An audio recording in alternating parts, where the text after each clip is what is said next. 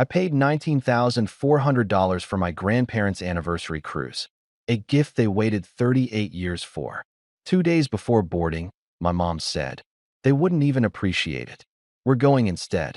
My sister added, they can watch our stories instead. I just smiled. What they never knew, the cruise director was my friend. I made a call. 3 minutes later, every name was off the list. By morning, my mom got an envelope, my grandma's handwriting. The papers have changed. I'd been saving for nearly 3 years. Tips from my bartending job, extra shifts during the holidays, cash envelopes I never touched, all for this. A surprise cruise for my grandparents' 38th anniversary. 10 nights, Mediterranean route, balcony suite. The kind of thing they always talked about but never could afford. The kind of thing they deserved. I booked everything under their names, Mr. and Mrs. Thompson, even arranged a surprise welcome package with champagne and old love songs. I didn't tell them right away. I wanted the reveal to feel like a movie moment. I imagined Grandma's hand going to her mouth, Grandpa blinking in disbelief. That dream kept me going through months of double shifts. Instead, 2 days before the cruise, I walked into the kitchen to find my mom sipping her coffee like nothing had happened. We're going instead, she said. Just like that. She didn't ask. She didn't explain. She just said it. I blinked. What? She stirred her coffee. Your grandparents wouldn't even appreciate it. Mom's motion sick on Comland. And Dad's too old for excursions. Honestly, it'd be wasted on them. Wasted. As if kindness had an expiration date. As if gratitude only counted if it came with selfies. My sister chimed in from the hallway, her phone already recording. They can watch our stories instead. She laughed. I mean, they'll feel included. I didn't laugh. I didn't speak. I just smiled. Because they had no idea. What they never knew, the cruise director was my college roommate. We used to pull pranks on professors and rig karaoke night votes. Now, he managed the guest list on one of the most luxurious liners in the world. And he owed me a favor. So I made a call. 3 minutes later, every name on the Thompson booking, except two, disappeared from the manifest. And 2 hours after that, Grandma was sitting in my living room, holding an envelope with gold trim. She opened it slowly. Read every word twice. Her eyes welled up. This is for us. I nodded. She looked at Grandpa. He just whispered, I thought you forgot. I hadn't. But someone else had forgotten something else. The next morning, an envelope was waiting on the kitchen counter. My mom opened it while spreading jam on toast. It was my grandma's handwriting. One line. The papers have changed. Her face drained. She looked at me. I just sipped my coffee and smiled. My grandparents raised me more than my parents ever did. When I was a kid and Mom was off chasing careers or boyfriends, depending on the year, Grandma taught me how to braid bread and balance a checkbook. Grandpa taught me how to change oil and how to stay calm when people treat you like you don't matter. You don't have to shout to be heard, he'd say. You just have to be right and patient. But my mom never liked that they were part of my life more than she was. She'd make comments. How Grandma babied me, how Grandpa filled my head with nonsense. But when the mortgage got tight, she called them. And when my sister needed her first car, Grandpa was the one who co-signed. They never said no. Maybe that's what made them invisible to her. People don't see the ones who never ask for credit. 3 months before the cruise, Grandma had a health scare. Nothing life-threatening, but enough to remind her that someday wasn't promised. That's when I moved from dreaming to planning. I found a Mediterranean route that hit all the places they used to circle in brochures but never visit. Barcelona, Naples, Santorini. I maxed out my time off. I even pushed back grad school. My mom didn't know the full cost, of course. Neither did my sister. They just saw photos later, the ocean views. The itinerary, the special jazz night I arranged with my friend on board. They started joking about it like it was their cruise. You should have just let us go, Mom said after the envelope. We would have had more fun, and your grandma would have loved to see our pictures. I didn't respond. She tried again later. You really think she's up for that much walking? And your grandpa's knees. Don't blame me when they get stuck in Athens. But I knew better. I'd already arranged wheelchair assistance. I even scheduled a surprise vow renewal on board, officiated by the cruise director himself. It wasn't just a trip. It was a thank you letter in motion. Then came the message. The night before departure, Mom texted me at 11:42 p.m. Mom, just so you know, they're not going. It's final. You can stop being dramatic. I didn't reply, because at that very moment, Grandma was in my guest room, folding a new blouse she bought for Santorini. Grandpa was going over the list of ports like it was the map to El Dorado. They were already halfway there in their minds. That's when it hit me. My mother wasn't just trying to hijack a cruise. She was trying to erase the part of me that chose someone else. Someone kinder. Someone worth celebrating. The morning of the cruise, the sky over Barcelona was the color of a promise. I stood beside my grandparents at the port, watching as they gawked at the ship like kids outside a candy store. My grandpa pulled out his phone, an old flip model, taped in 2 places, and tried to take a selfie. He cut off half his face, but I didn't correct him. I just laughed and took one of all 3 of us. He whispered, "You sure this is all for us?" I nodded. Every last bit. We started toward the check-in queue. I watched the line move slowly, people dragging suitcases, children half asleep on parents' shoulders. The air smelled like seawater and sunscreen. That's when I saw them. My mother, my sister, wheeling their luggage like they belonged there, like it had always been their trip. My sister wore a floppy hat and heels, for a cruise. Mom had sunglasses perched on her head and was loudly telling someone on the phone, "We got upgraded. Balcony suite." Yep, she did all the work, but we're reaping the benefits. She hadn't seen me yet. Neither had Grandma, who was too focused on organizing the boarding passes I printed the night before. But I saw everything, and I felt calm, because I'd already made the call. 2 days earlier, I'd phoned Marco, my friend and the cruise director, and explained everything. The manipulation, the entitlement, the betrayal. I asked one simple thing. Make sure their names don't make it past the manifest. He didn't even hesitate. "I'll take care of it," he said.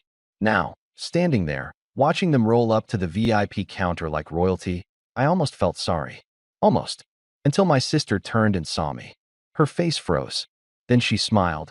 That slow, smug smile that made me feel 8 years old again. The same one she wore when she told my entire 5th grade class I still slept with a nightlight. That I was adopted. That I would never be the important one. She waved. "Look who finally made it," she said, dragging her words like claws. My mother stepped forward, lips already pursed, voice full of theater. "Sweetheart, we thought we'd check in early. Hope you don't mind." I said nothing. Not yet. They handed their passports to the clerk. He scanned them, then paused, typed something, scanned again. He looked up. "I'm sorry, ma'am. There's no reservation under your names."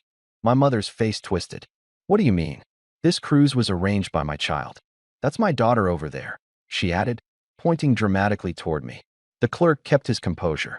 "I'm sorry. These names are not on the guest list. I'll need to ask you to step aside."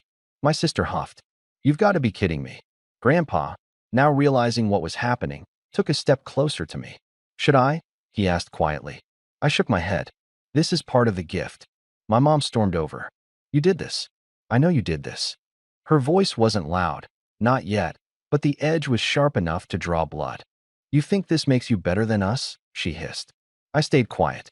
"You can't just cut us out like that," she added, her hands shaking. "We're your family." Finally, I spoke. "No, you're a habit I broke." She flinched. My sister tried to laugh it off. "Fine. You want to be petty? Be petty. But don't expect us to forgive you when Grandma ends up in the ER with heat stroke or Grandpa forgets where he is halfway through the trip." Grandma, who had been silent this whole time, turned slowly toward them. Her voice was soft, but each word landed like a strike. "You didn't want us to go because you didn't think we were fun enough. Not strong enough. Not worthy. So tell me, how long have we been not enough for you?" Silence. Even the seagulls seemed to pause. She pulled something from her purse. A letter. Faded. Torn at the edge. "I wrote this to you, Maria," she said, handing it to my mom. 38 years ago, when you moved out. I said, I'll always be proud of you. But please, don't forget where you came from." Mom's hands trembled as she held it. "You forgot," Grandma said. "But that's okay, because now, we remember who we are." The boarding call rang out overhead. I turned to the clerk. "We're ready." As we walked forward, I looked back one last time. My mom was still holding the letter. My sister was staring at the ship.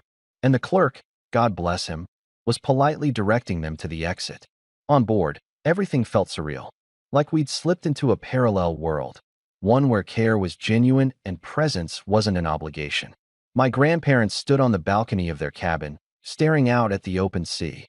The wind tugged at Grandma's hair, and she laughed, not a polite laugh, but a full-bodied, eyes-sparkling kind of joy I hadn't heard in years. "This is better than I imagined," she said, her voice light as the breeze. I nodded, but my shoulders held tension. My phone buzzed again in my pocket.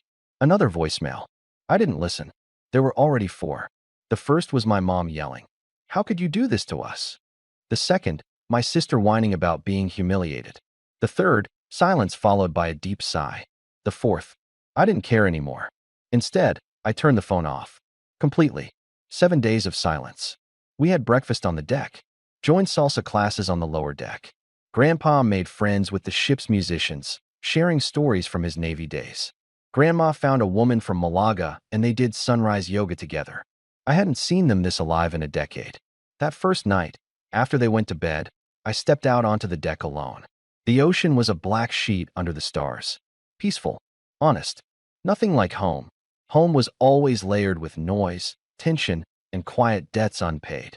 I thought about how long I tried to earn approval from people who only saw me as a wallet, a lifeline, a convenient option. But this cruise? This wasn't revenge. It was release. On the third day, Grandma handed me a small envelope. I meant to say this in person, but I think it's better this way. Inside was a photograph. An old one, edges worn. I must have been 7, holding a cookie jar, standing awkwardly while my mom and sister laughed in the background. I was smiling, but my eyes looked lost, like I already knew my place in that dynamic. On the back, she'd written, I saw it even back then. You were the only one who looked around and truly noticed. Don't let them erase that part of you. I didn't cry. I just held the photo for a long time. Let it settle into my hands like a quiet truth. At night, we sat together on the deck, saying nothing, wrapped in blankets, listening to waves. But it was the kind of silence that felt full, the kind that didn't need fixing. Love doesn't always speak. Sometimes it just stays. On the 5th evening of the cruise, just before dinner, the concierge knocked on our suite door. "For Mr. and Mrs. Martinez," he said, holding a thick envelope sealed with golden wax. "Delivered this morning. Priority." I frowned. We didn't order anything. He smiled politely. "It's not from the ship.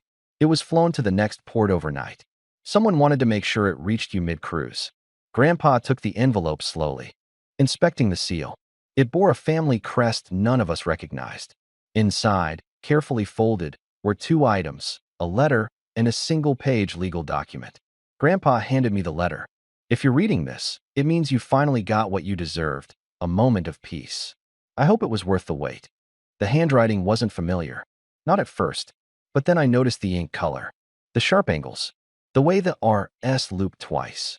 It was from my uncle, my mom's older brother. Estranged, disowned, forgotten.